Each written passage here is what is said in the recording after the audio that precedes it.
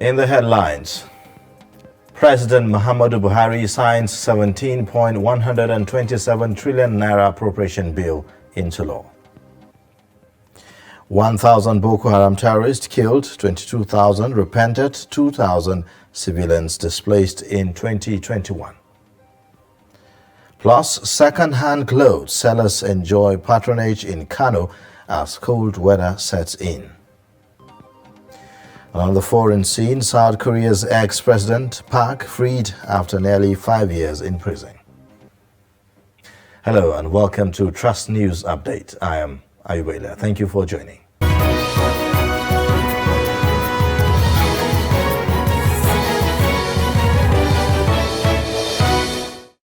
Our President Muhammadu Buhari has signed the 2022 appropriation bill of 17.126 trillion naira into law. The signing ceremony held at the council chambers in the presidential villa in Abuja. Present at the council chamber to witness the ceremony are the President of the Senate, Ahmad Lawan, the Speaker of the House of Representatives, Femi Gbajabiamila, and the Minister of Finance, Budget and National Planning, Zainab Ahmed, among others. Aisha Salihu gives the breakdown of the budget.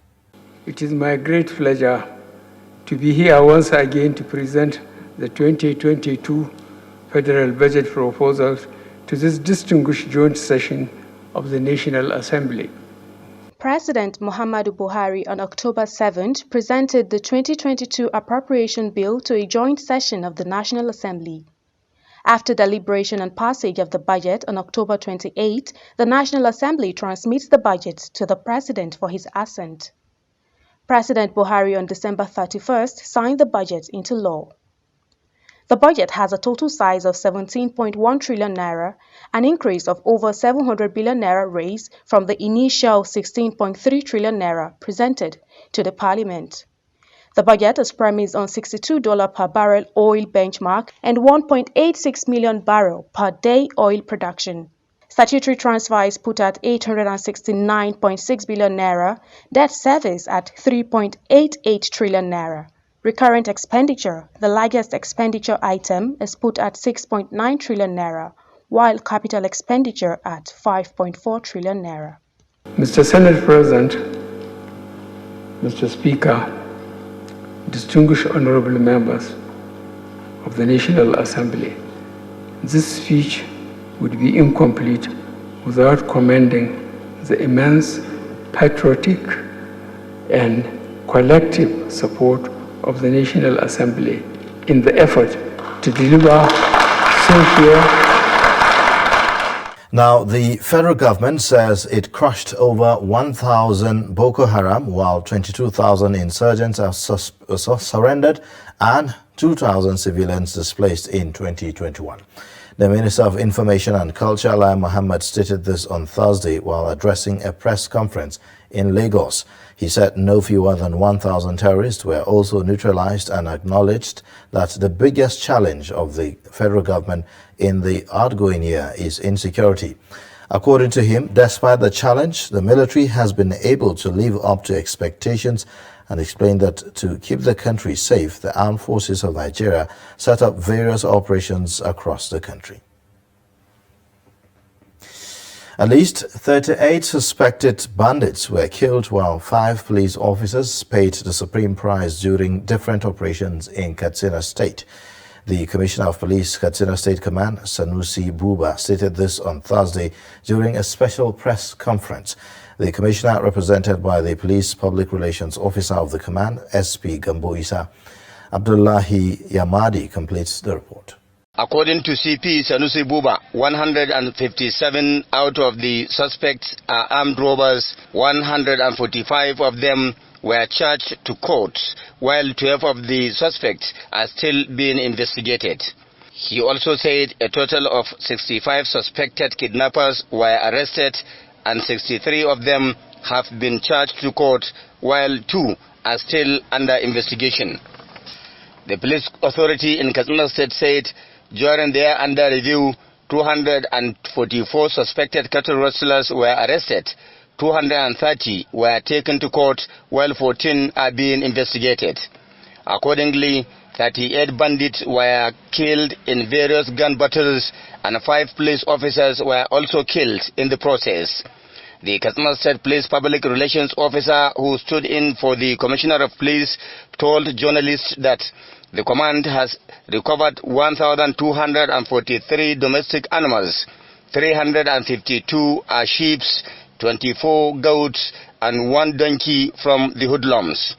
Also, between January to December 2021, the Katsina State Police Command has arrested 246 suspects in 195 reported cases of rape and unnatural offenses. In the same vein, 63 victims were rescued in 4 reported cases of human trafficking, who were handed over to NAPTIP office in Kano for investigation and further prosecution. Other recoveries made by the Katsina State Police Command in 2021 are 20 vehicles and 18 motorcycles from bandits. Arms and ammunition recovered.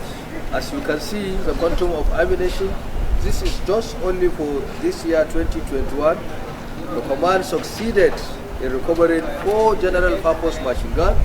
You can see them 1, 2, 3, 4. 4 of them were recovered, and 44 AK-47 rifles, as you can see them here, have been displayed. 1 large light assault rifle, 1 G3 rifle, and 20 locally made guns were recovered. 689 rounds of 7.66 ammunition here have been displayed. And also 109 anti-aircraft ammunition. This is anti-aircraft ammunition that was recovered from the hands of suspected bandits. The Katsina State Commissioner of Police, CP Sanusi Buba, however, commended government and good people of Katsina State, as well as members of the pen profession, for their support to the command. In Katsina, Abdullahi Ismayamadi reporting for Trust Television News. Police in Zamfara State has denied the recent claims by some elder statesmen in the state over the indiscriminate release of arrested bandits and collaborators under their custody in the state. The State Commissioner of Police, Ayuba Elkanah, stated this while reacting to claims by elder statesmen in the state that the authorities are releasing indiscriminately arrested bandits or their collaborators, which is escalating banditry activities in the state. The leader of the group, Saidu Ansado, and some Zamfara elders have raised alarm over release of the bandits in police custody. CP Elkanah said since he assumed duty as Commissioner of Police in the state, the police have never released any arrested bandit nor their collaborators. And since I assumed duty as Commissioner of Police in Zamfara State, I've never ever released any bandit for its collaborator. All cases have been charged to court, and I have my record. I don't know if it is the judiciary or correctional services, but I know correctional services will not release suspect unless they receive court order. So we're still investigating, but when I get my information, I will let you know. Thank you.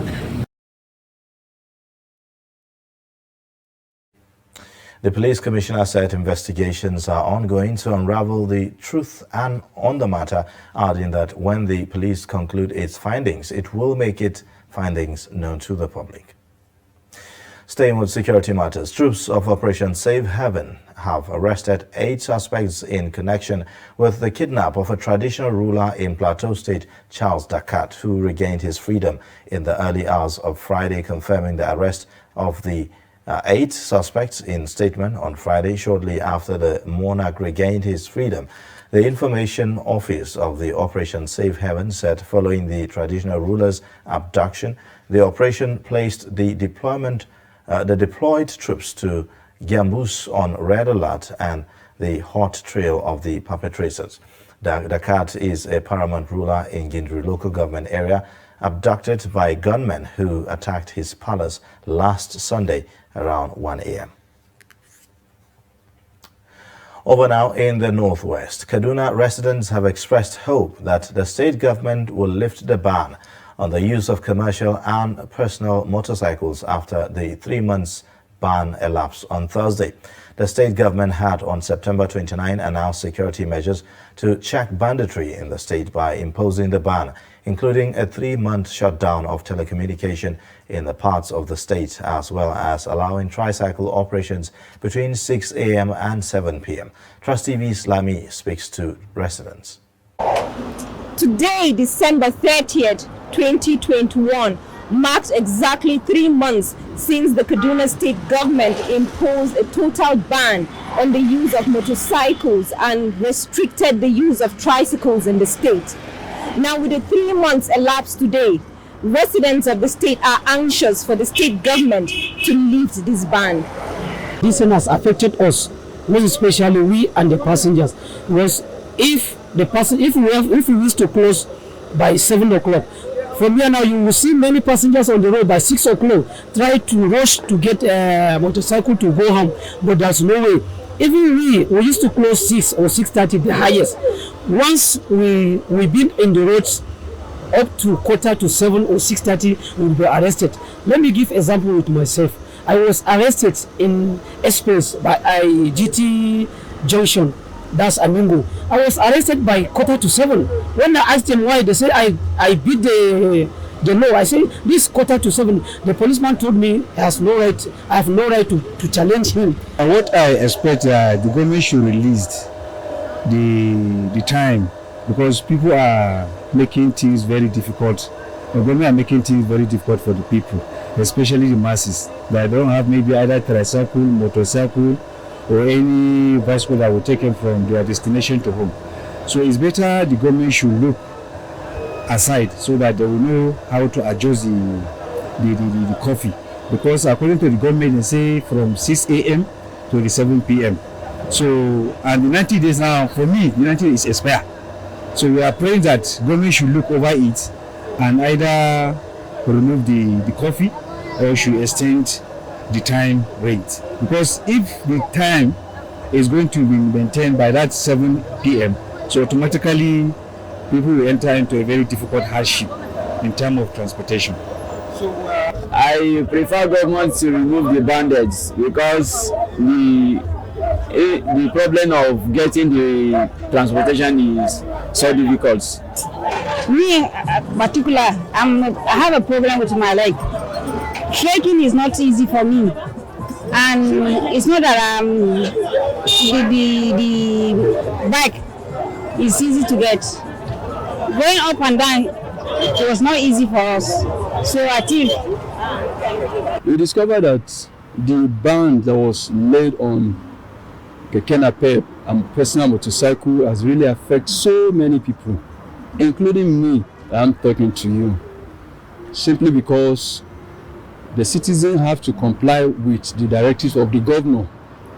I think since he gave ultimatum that within now 3 months, everything will be over, or you will see how improved the situation has currently been. But you discover that the 3 months has elapsed, and up to now, there is nothing to write home about. He has not come out to say anything for now. So I don't know his takes. I don't know what it means. I don't know. Maybe they're still working. I don't know. Now, coordinator of the Joint Border Patrol North Central Zone Controller Peters Oluboyega says outbreak of COVID-19 is one of the challenges being faced by customs, especially in the fight against smugglers across the country. He said this while addressing journalists on the activities of the team in Ilorin, noting that though his men usually have tests conducted on them before embarking on patrols, but the suspected smugglers being pursued usually pose danger on them. Honestly, it has been so great, because we have a lot of challenges.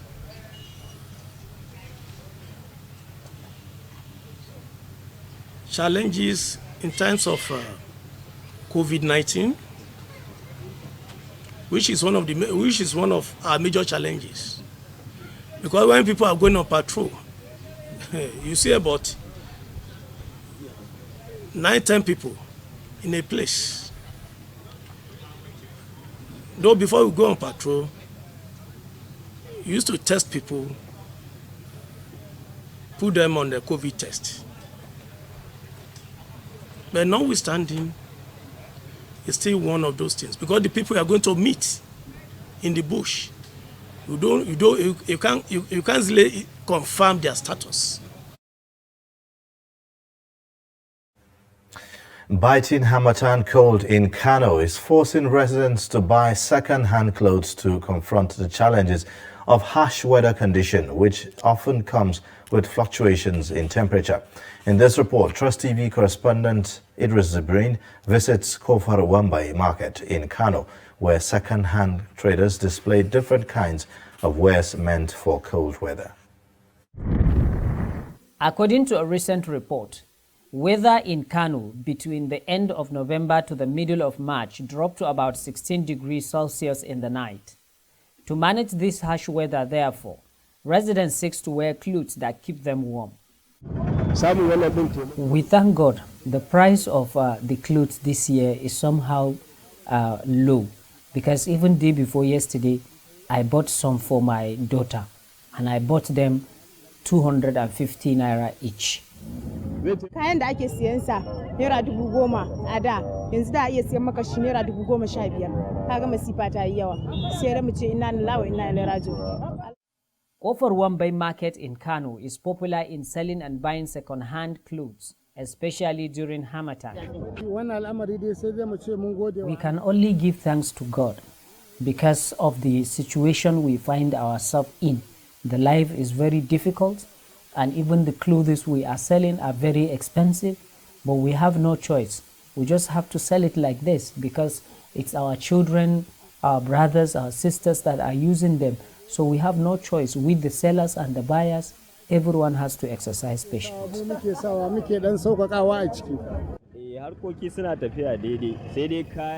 Well, we can say things are going on normally, but actually the price of the clothes have gone so high because of how we used to bring them to Kano. Therefore, I can't tell you that the price is like what is obtainable before. It's actually very high this year.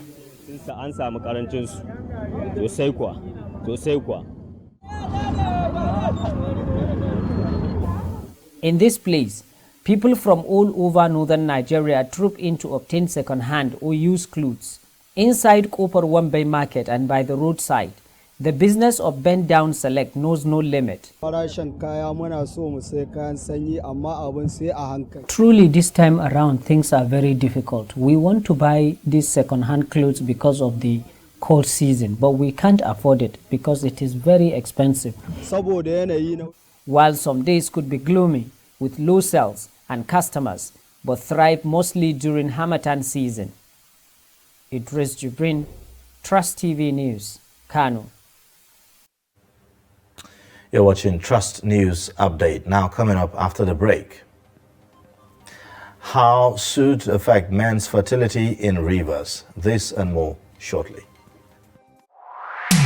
The board and management of Media Trust Limited invites the general public to its annual Daily Trust Dialogue, themed 2023, The Politics, Economy and Insecurity. Date, 20th January 2022. Location, NAF Conference Center and Suites, Abuja. Time, 10 a.m. prompt. Chairman of the occasion, former Head of State, General Abdulsalami Abubakar, GCFR. Guest Speaker, Governor of Kaduna State, Malam Nasir Ahmed El-Rufai. Guest Speaker, Governor of Ebonyi State, Engineer David Umahi. Guest Speaker, former Chairman, Federal Inland Revenue Service, Mrs. Ifueko Omoigui Okauru.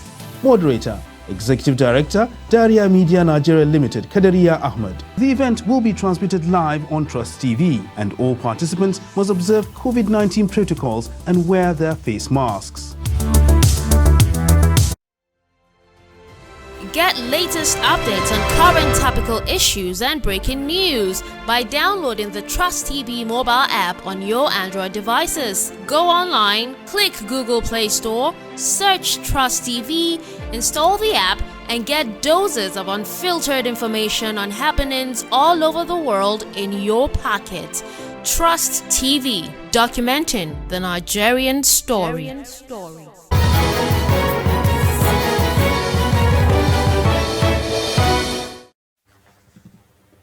Thanks for staying. You're watching Trust News Update. Now let's have another look at some of the major stories again. President Muhammadu Buhari has signed the 2022 appropriation bill of the 17.126 trillion naira into law. Plus, federal government said it crushed over 1,000 Boko Haram while 22,000 insurgents surrendered and 2,000 civilians displaced in 2021. Now, Nigeria has reported 1,139 cases of COVID-19 across 18 states and the Federal Capital Territory, Abuja. The Nigeria Center for Disease Control said 512 persons were discharged on Thursday, raising the recovery figure to 214,003, while 2 persons died of COVID-19 complications, putting the country's fatality toll at 3,030. Nigeria now has a total of 241,513 confirmed cases in the 36 states and the FCT. Meanwhile, on other COVID-19 update, China says that it will impose new import restrictions from Saturday. Under the new set of laws, all producers of food shipped to China will have to register with the customs authority. The extra rules were previously required only for products posing potential health risks, such as seafood, but now coffee, alcohol, honey, olive oil, chocolate, and several other products will also be scrutinized. Now, men's fertility in Port Harcourt, Rivers State, is facing threat from persistent dropping of substance produced by incomplete burning of organic matter believed to be harmful to human health.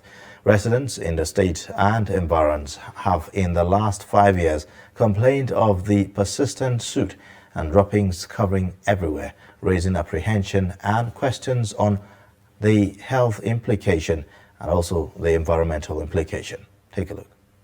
A public health expert, Dr. Daniel Briggs, has raised the alarm over the rise in infertility in men residing in Port Harcourt, the Rivers State capital, due to high concentration of salt in the city's atmosphere. Briggs, while speaking at the Stop the Salt conference organized by Road Trust Club of Port Harcourt ECHO, says the alarm is raised following a recent research carried out at the University of Port Harcourt Teaching Hospital. Majority of males resident in Port Harcourt, their sperm cells have abnormalities, structural abnormalities, which means they cannot impregnate women. So I've given a presentation before when I talked about the soot having the capacity to cause infertility.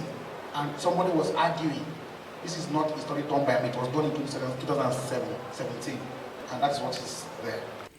Environmentalist and gender activist M.M. Okun says the essence of the program is to strategize and engender holistic sustainable solution to the salt challenge.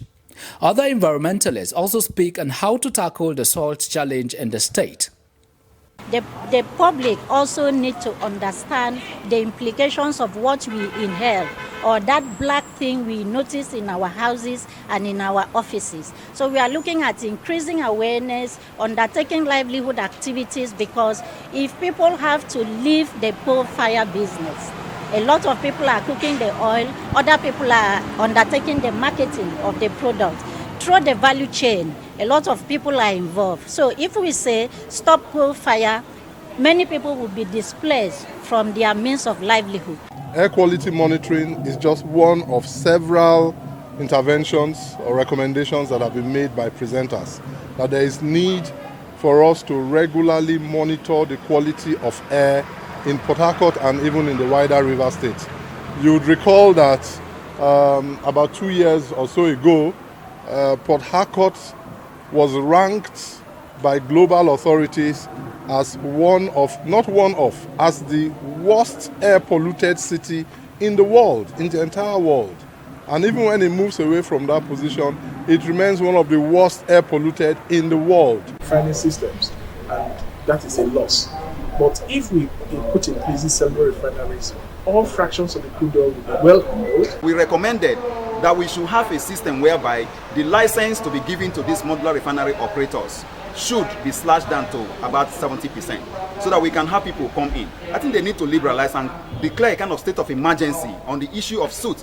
in Rivers State, and also be able to address the sources of the suit by providing alternative livelihood opportunities for youth who are involved in this. We at Advocacy Center, we have also proposed what we call the Presidential Artisanal Crude Oil Refining Development Initiative, PACODI. We should be channeled like what we have in parts of the North, whereby you have the Presidential Artisanal Gold Mining Development Initiative, whereby the youth who are involved in illegal gold mining have been licensed to operate officially in Nigeria. The same thing should be done for the youth who are involved in artisanal crude oil refining. Salt is a black carbonaceous substance produced during incomplete combustion of coal, wood, oil, and can rise in fine particles adherent to the side of the chimney or pipe conveying the smoke. And now on the foreign scene, former South Korean President Park Geun-hye is released from prison on Friday, nearly 5 years after being convicted of corruption, fueling debate over whether she will play any role ahead of the March presidential election. Park, 69, is the country's first democratically elected leader to be thrown out of office when the Constitutional Court upheld a parliament vote in 2017 to impeach her over a scandal that also led to the imprisonment of the chiefs of two conglomerates, Samsung and Lotte. South Korea's top court in January upheld a 20-year prison sentence imposed after Park was found guilty of colluding with a friend who is also in jail to receive tens of billions won from the companies, mostly to fund her friend's family and non-profit foundations. President Moon Jae-in granted a special pardon to Park last week, citing her deteriorating health and expressing hope to overcome unfortunate past history and promote national unity. Park's release comes as her old party, the main opposition Conservative People Power Party and Moon's Democratic Party, are in a tight presidential race.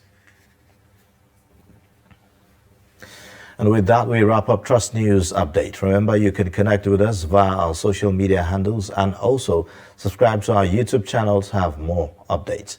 I am Iwela. Thank you for watching. Bye.